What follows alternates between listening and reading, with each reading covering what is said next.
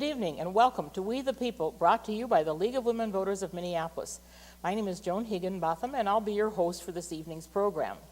Well, the League of Women Voters has a lot to celebrate right now, and we have someone with us tonight who's going to tell us about what's happening with the League of Women Voters and some other things as well. Our guest this evening is Michelle Witte, and she is the Executive Director of the League of Women Voters of Minnesota. Welcome. Thanks, Joan. Good to have you here. Yeah, so great it's a to be big here. year for the League of Women It's a Voters. big year. Yes, it is, indeed. So what's happening? Yeah, well, this is sort of in 2019 is when Minnesota celebrates a lot of the key centennial points of the suffrage movement and our creation. So it starts off really with June 4th. June 4th of 2019 will be 100 years since Congress ratified the 19th Amendment. Which is the giving women the right to vote. Thank you. So once Congress said, yes, women can finally, after 72 years, have the right to vote, then it has to go around, as a constitutional amendment, has to go around the country to be ratified. So Minnesota was the 15th state to ratify. 2/3 have to ratify? I believe so. So at the state level, we were the 15th state. Wow, good for us. In the nation. And that was on September 8th of 1919. So September 8th of 2019, right around the corner then, is one of our first big major events, which will be celebrating Women's Suffrage Day here in Minnesota at the state capitol and in the Women's Suffrage Memorial. A lot of people might not realize, but there's a really wonderful memorial. Right, no, where is it? It's right on Cedar and Martin Luther King. So it's right up by the Capitol. Right at the Capitol, right on the Capitol grounds. It's one of the largest memorials there. And it features 26 women who were our key suffragists here in Minnesota. 26? 26 So women. now were they like the ladies in England that chained themselves to the walls or gates? Well, Minnesota wasn't quite as flashy, maybe. Our Scandinavian roots sort of showed up. We were a little more mellow than that, but we did have a couple of suffragists who did end up in New York and got arrested and spent some time in jail. But most of ours, we had a lot of Scandinavian women who came from countries that already had suffrage. Oh, really? And Minnesota was more famous a lot of times for its rallies than its marches, getting together. And what is really great about the Minnesota story was the perseverance. Just year after year after year. Clara Euland is one of our key figures who does have a plaque at the state capitol. At the Capitol? Yep. And she really, they just kept going at the legislature until eventually September 8th of 1919, the Minnesota legislature actually called a special session to ratify the 19th Amendment. And after voting yes, they all took Clara and her team over to the St. Paul Hotel and celebrated.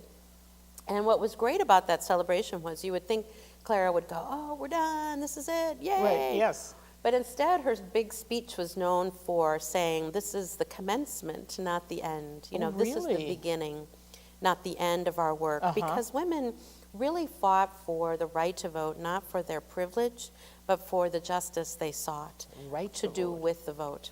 Which is a really great, as I've learned about the history, is really what is to me really beautiful about the spirit of the movement. It wasn't like, well, we should have the vote because, we deserve it and it's our privilege, which is true, but really it was because of what women wanted to do with the vote. The other critical date then, September 8th, and we will have a big celebration at the state capitol, so look forward to that. The other real smart thing that happened at the national level, Carrie Chapman Catt, which might be a familiar name to people, they realized again that the women's suffrage associations that had begun around the country really needed to go on. Now there was the next phase. So they handed off very deliberately to create the League of Women Voters. So the League of Women Voters Minnesota was created in October 29th of 1919. Right immediately, a month after. Right after, and they intentionally put all the business of the Women's Suffrage Association into the League of Women Voters, and began then the good work that continues a century today. So it is exactly 100 years. Yeah. So, and we're going to be doing a big gala celebration at Union Depot in St. Paul on October 26th. So that's 1919.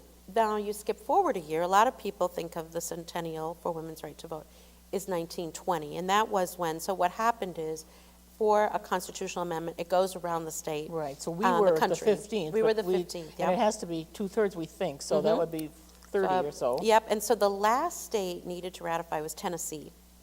A great book to read called The Women's Hour by Elaine Weiss tells that story really well, which, you know, it's spoiler alert, although you kind of know when it gets We know right it's to vote. going to happen, yes. But it was it was one of the legislators' mother who told him, you better go and vote. Oh, really? It was a very close vote, and that brought the amendment over the top. And so that was in August of 1920. So August 26th of 1920 is now known as Women's Equality Day, because that is when the 19th Amendment became the law of the land. And so we will be doing many celebrations in 1920. But what's really exciting is we're working with the Minnesota Historical Society to do a major exhibit at the Minnesota History Center in that fall of 2020. So when it's actually the amendment was completely right. enacted. Yeah. And Minnesota has another very notable date, which is we had the very first woman vote. Well, that's what I was going to ask you. So they got to Yeah. vote before the amendment was passed and nationally. Right. So what you're thinking of, because there was in March of 1919, which we just passed, right, or that anniversary where women could vote for president. But that never really came to pass because then they passed the 19th Amendment right on the heels. But on August 26th, when it was the law of the land, the next day there was a special election called in South St. Paul to build a water tower. So actually the very first woman, Marguerite Newberg, there's a great story of her from the newspaper in South St. Paul, because she was an election judge that day. So she got there at 5 in the morning and cast the very first vote. 84 women voted that day for a water tower. So they were the very first women in the nation to vote. Really? Oh, wow. isn't that That's fun? exciting. But now, when was there was a woman senator, a U.S. senator, early on. I guess men must have voted for her. So our first U.S. Congresswoman was Koya Knudsen. Maybe Here in Minnesota. Here in Minnesota, yes. And I'm trying to remember who the very first was of the land. I can't remember. I know my Minnesota history better. Right, well, no, that's... But Koya was our first U.S. representative. Right, and that was in the 1930s? 1950s, yeah. 50s? Wow, it took us a long time, didn't it? We had, for the first year women could vote, or could run for election in 1924, there were 4 women elected to the State House. And then when you look at it, there was really like 4, 2, 3, very few, until you hit the 70s, sort of that second wave of feminism. 1972, all of a sudden, there was like 20 or 30. I mean, it just kind of went off the And it really charts. hasn't gone significantly up, though, since the 1970s. Yeah, went way up in the 70s, kind of hit its peak really in the 90s, and we're still about about 35% women in the Minnesota legislature. Of course, our first senator in the state of Minnesota took even longer. Yes. And that was 2006 with Amy Klobuchar. So. Right. Well, now we have never had a woman governor, though. So there are lots of things. There are lots of firsts left right? out there for us to. We had 3 more firsts, and one of the things we'll be doing at our gala event, actually October 26th, is celebrating the firsts. We're inviting a lot of Minnesota firsts, including we will have the first female president of the University of Minnesota. Will be joining the state in July. But I was amazed to see all the firsts just this last year. Of course, being able to have our first Native American, as our lieutenant governor, Yes. right? Angie Craig, first openly lesbian gay mom as a congresswoman, and so we also have a traveling exhibit that just opened, and that is at Landmark Center right now. And does that trace the history of the League of Women Voters, Yes. and Yep. civil suffrage too? Right. We do a kind of a combo, right? So we show the history in Minnesota and the unique history of Minnesota, and then we also showcase a lot of these firsts and a lot of the special stories that came out of Minnesota. So, It's very exciting. Yeah. Now, so what were some of the things that the League was doing when they got the vote? I mean, I'm sure they must have had a program of things they wanted to get done. right. It's so fascinating to me to see the early legislation. The very first thing was to approve federal funding of maternal and child health. You're kidding, really? That was one of the very first things that they were doing. Wow, they started with a bang. I mean, They that's did. very good. The other one was child labor, really getting some strong child labor laws. And I know that Clara Euland was really really active working on children's issues, women and Absolutely.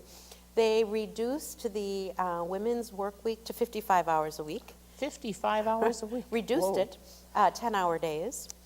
But also, and another piece that's really important to us as we celebrate the centennial is to look at women of color, because of course as we look at our centennial, we can say, yes, women got the right to vote in 1920, but in actuality, Native American women weren't even citizens until 1924. So really non-Native women did not even have the legal right. But we also know that women of color, really all people of color, weren't able to really exercise their right until the Civil Rights and Voting Rights Acts of 1965.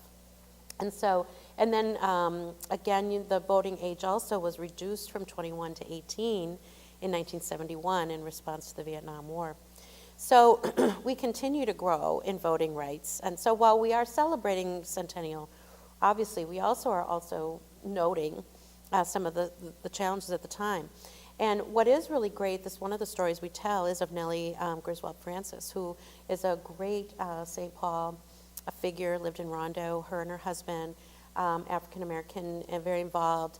And she formed what was called the Every Woman Suffrage Club. Oh. So there actually was a suffrage club also representing the black community. Really? And she was probably the first woman to actually successfully lobby and get a bill, which was the anti-lynching bill in 1921. Really? That was one of the first bills. I mean, of course, the horrible lynching in Duluth at that time. And so she is noted for that, passing that bill. So we have a lot of special women to celebrate in Minnesota. That's for sure. Well, of course, and one of them was another woman of color, of course, is Josie Johnson, who was also a League of Women Voters person and on our national board, wasn't she? Right. Josie is fabulous. She was the first African-American woman to be on the Board of Regents for the University of Minnesota. She's also called out on our panels, and just a fabulous human being. And of course, her book is out right now, so that's exciting for her and for us. Well, so lots of things have happened, and now as you look forward, we talk about the second wave of feminism, and there were some things that happened where we weren't quite as successful. Right. I mean, I think that people often say the ERA, for example, right? You sort of have this, sort of that interesting time of the second wave of feminism in the 60s and 70s. But then the ERA, of course, not passing. And I think then, as women started getting more into the workforce, all the different issues that were going on, excuse me, the ERA, sort of languished. But it's back at the Capitol right now, and we're pushing for another amendment. And now, is there a reason to have an ERA? And that's the question that a lot of people are asking, and people are saying, well, we don't need it because we've got these other things now that have taken the place of that. But well, I think that the real piece, though, is that inherent underlying of our philosophy, right? That yes, it is really good to have it in writing, and as a reflection of our society and what we care about, and we do care about equal rights for women. So it is definitely something that we want to have there. Yeah. Well, now, what about the League of today? Oh, I'm going to just grab a little water here. The League today is still very busy, as you can imagine. We have grown 20% in the last 3 years. We have, in Minnesota, we have about 2,074 members and 35 local leagues throughout the state. And we're part of a growing wave across the whole country, where we have almost 750 leagues and 6,000 Now, why is that? Do you think that? I mean, because many organizations are starting to lose members, and it's interesting that the League of Women Voters is gaining members. Right. I think there's lots of things. I think that it's a very partisan time, and the League of Women Voters is a nonpartisan group.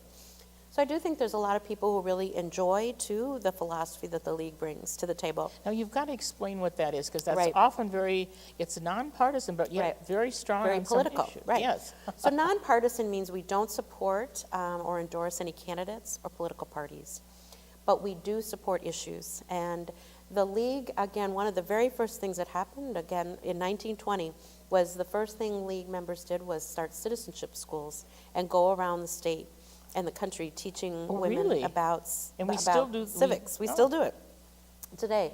So it's very important to the league and again, to have informed voters, right? To be educated about the candidates, about the issues.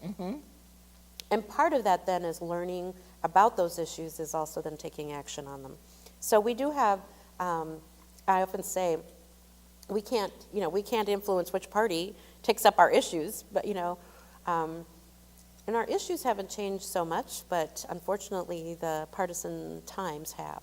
Well, it is true, but it is sort of I do recall that we worked very closely with Governor Quee, and who was a Republican, and people are always surprised to hear that because they always say, but I thought that you were a very liberal organization. But no, it's not. It's the issue, really, that makes the difference. Yes, we have a great picture of the league with Governor Quee on our traveling exhibit, and I think you said it really well. It really is the issues, the fact that, I mean, again, bread and butter issues of, fair pay and support for health care and education and welfare, our natural resources, the environment, doesn't make them a partisan issue. But, but that is certainly a point of conversation. I think, though, that what people do like is that we bring that rigor to the table. What are the facts? Let's debate. We're okay with debate, and we choose to have consensus. And our candidate forums are kind of first in the nation. We did over 160 candidate forums with over 250 candidates throughout the state last 2018. Really? How many? Now, say that again. It's like 160, I think, of throughout the state. Yeah, we did a lot of candidate.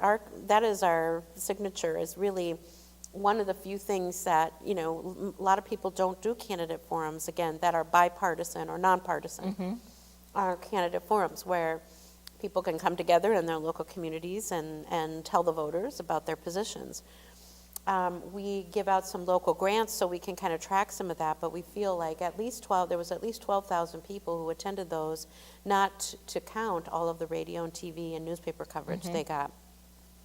The League of Women Voters nationally used to do the big presidential debate, I think up until the 80s at some point. We have a really nice button from 1988. They did the debates. So I think in the 90s is when networks started changing and taking them on. But Right. In fact, we almost had one here in Minnesota. Yes, we did. A national one. Yes, that's true. Well, now what are we looking at right now? I know we were doing some sort of voterish type things at the legislature this session around. So right now, like with our centennial celebrations, it's really fun. We have this traveling exhibit, and we actually already have 43 reservations at historical societies all over the state and libraries and local leagues who will be showcasing this. And we'll also be then hoping to do a lot of civic engagement along with that, being able to do public information, do voter registration. We still do a lot of voter registration. We do all the voter registration for our new citizens, our naturalization ceremonies.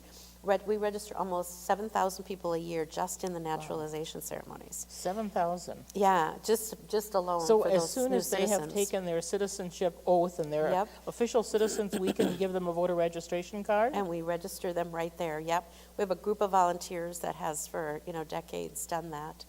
So, so we still are registering voters. We're still at the Capitol advocating on issues and still doing a lot of citizen education all around the state. We also have started a youth civic engagement fellowship program too. And what does that mean?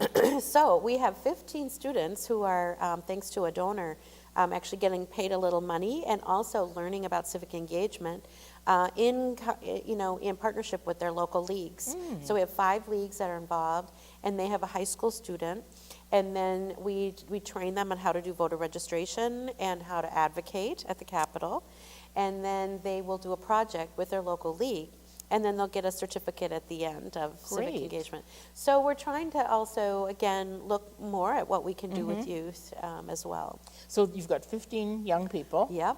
And so there are like 3 to a local league or something like that? Yeah, I think St. Paul has a bunch. It's more than that, but easy. Yeah, it's a really good, that's a really fun, innovative thing we're starting to do. I mean, as you might know, or people might know, again, the state of Minnesota has the highest voter turnout in the nation.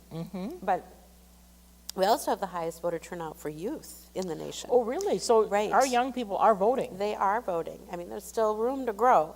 But I wonder why yeah. that is. I mean, that's bucking the national trend. Because we always hear that young people don't vote. Well, part of it too, and this is a really important part for people in the debate around voting rights, is that we have a very wonderful, again, easy to access voting system. You can absentee vote, 45 days before the election, and we have same-day registration. The legislative auditor last year did a whole review, and that's a nonpartisan legislative body, and really, explored our voter registration and found that we really have very few people that slip through the cracks and don't vote when they're supposed to, maybe a handful, because we have what's called self-certification. So people can show up the day of, an election, and they can certify and say, I am who I am, under threat of perjury. I mean, they can be charged, and people sometimes are if they intended to vote illegally. So we have a very, very proven low rate in any irregular voting, except for the hacking. Of course, Minnesota was one of those states that was found to be hacked by the Russians also during the election. So cybersecurity is really important to us. So that's why right now at the Capitol we're really working hard for the release of the Help America Vote Act funds. We're the only state in the nation that's holding up our federal dollars. And why is that? Well, that's a good question. There just seems to be a lot of partisan It's playing become a- here. Now, so that HA have a votes, that Right. money would help us to modernize or buy new Right. equipment? Or? Yep, right, to our computer system. For voting itself, we have a paper ballot, backup system, which is great. And I think that's, that all of these great systems we have in place, it really shows that increases voter turnout. We're making it easy for people. People trust the system. But a lot of our systems are outdated, and that is federal money. It doesn't cost the taxpayer anymore to take that. So we've been pushing on the Senate Republicans right now are the ones who are holding up on that. So there's a lot of things happening at the legislature that still are concerning for us to keep our elections safe, but we're very proud of the tradition and proud of the role the League of Women Voters have played in civic engagement. Now, I know that the League has also been active in Restore the Vote. Yes, Which right. is another big issue that Right. sort of goes along with our feeling that people should have the right to vote. Right, so Restore the Vote is another great issue, again, that has tended to be bipartisan, and this is restoring the rights of felons who have served their time.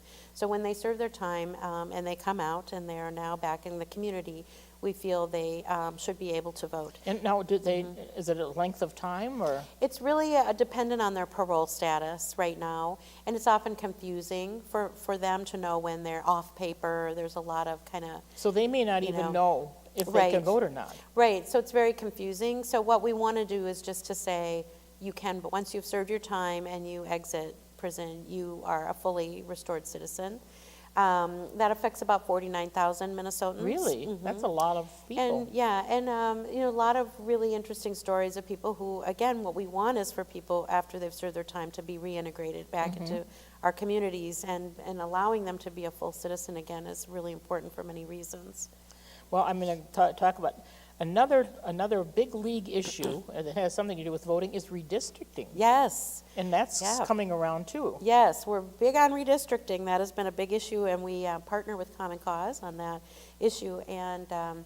And for a lot of people haven't heard, gerrymandering, redistricting. This is really all tied to the census too, right? So just tell people a little bit about what redistricting and gerrymandering is. So it's the way we pick our elected officials in terms of, where, what is your district, right? And it's based on your population, is it? It's population-based, and lines are drawn. And sometimes, lines can be drawn, like my representative, I live in Woodbury. At one point, they were drawn such that my representative also represented Woodbury and St. Cloud. St. Cloud? Yeah, we were all in the same district. And we're like, well, that doesn't make any sense, because what do we all have in common? But lines often get drawn or gerrymandered according to a partisan preference. And so what you find is who's ever in power at the time that the lines are drawn after the census tend to sometimes add undue influence to how those lines are drawn to make it more favorable to one party or another. That's gerrymandering. So the power, the party in power would have a significant amount of power. Could have, right? So what we're trying to do is really create fair maps, create a system, an advisory panel of people from communities, and the legislature still having a role to play, to be able to make sure there's a fair representation of how those legislative boundaries are drawn. And that's not an easy one either, but. Well, and I know that that's one thing that the League has been working on. Every time the census comes around, Yep. it's time to redraw the boundaries, and the League again stresses that we want to have as fair a process as we can. And the census itself is huge, again, because, being counted, there's a lot of people afraid of being counted sometimes because they don't know who has their information, what they might do with it. And so we want to get that count because that is how all federal dollars are decided. There's a lot of money tied up for states. And so everyone should want to have everyone be counted. But it is, while it's a federal overall process, the ability to count is really done at the state level. And again, we've really pushed for funding for the state demographer's office so that they can do that job. Because the federal funds have been cut so severely at the federal level to manage the census, that we really have to rely on the states to do a fair count. To provide additional Right. funding so that can be done. Yeah. Now, the last thing is automatic voter registration. Now, I know that that's something that's sort of popular or sort of unpopular.